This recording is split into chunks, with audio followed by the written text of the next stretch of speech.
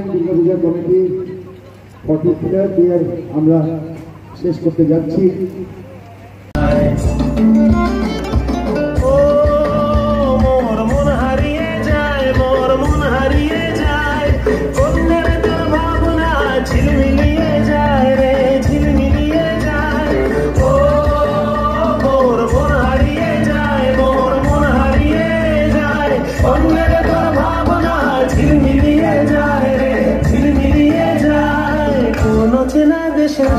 তোর সাথে